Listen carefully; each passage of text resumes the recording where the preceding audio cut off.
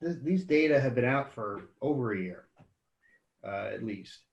But yet, the uptake and the utilization of this regimen has been, slower. I mean, it kind of puzzles me. And I think, you and I have had discussions offline about this, but, what are your thoughts out there about why we might be, I mean, we know that the uptake of information, study data comes out.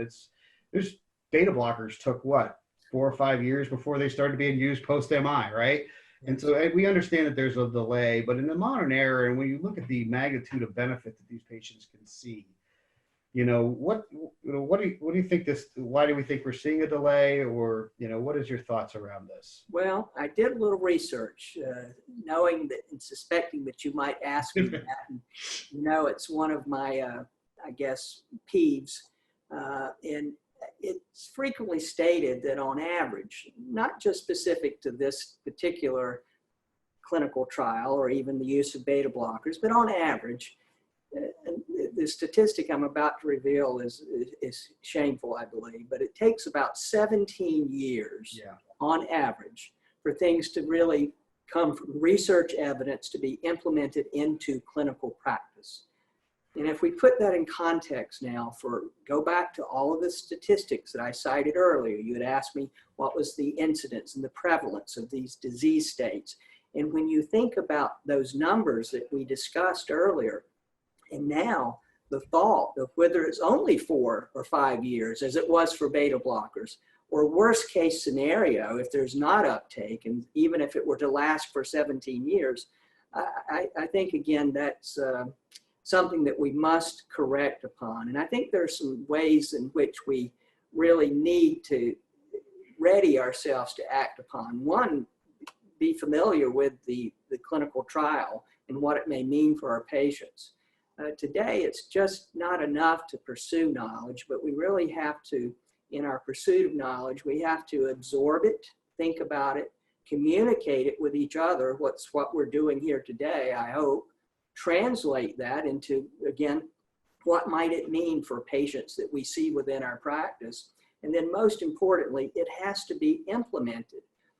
And I think when we were talking about our risk factors for CAD, one of the things that we identified is that there are so many vascular beds that are impacted upon. And so often we see so many and a multitude or multiple different providers caring for those different vascular beds. It's not as if you go to one provider and all vascular beds are cared for by the one provider.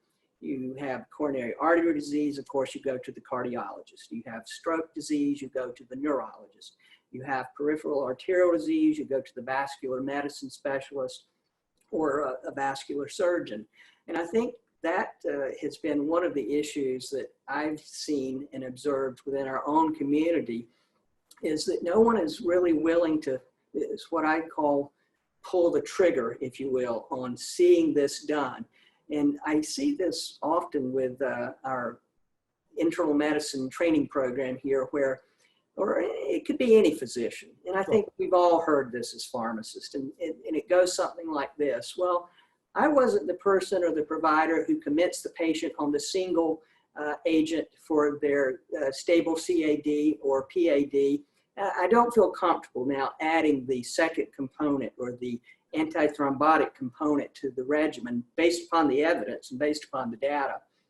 And I think this is one of those situations where if we can get the American College of Cardiology, American Heart Association, for them to have uptake of these data and it be incorporated into the guidelines, then we're on a different playing field, if you will, in terms of what it means for those who often cite that they worship at the altar of evidence-based medicine. And then we're going to have to incorporate the role of this antithrombotic drug with the antiplatelet agent that we've been doing. And I believe this should be the driver of the ACC and AHA treatment guidelines incorporating these data. We know the European Society of Cardiology, the ESC guidelines for prevention, event prevention in CAD patients already have implemented the role of not just an antiplatelet agent, but actually adding a second agent that of an antithrombotic drug. And within their guidelines, they cite generically the role, based upon the COMPASS data in the COMPASS clinical trial, the role of rivaroxaban 2.5 milligrams twice daily administered with concomitant aspirin. And so I think that's the kind of thing that we have to look to here within our practice, is for ACC and AHA to similarly incorporate these findings into their guidelines for us as providers here in the States.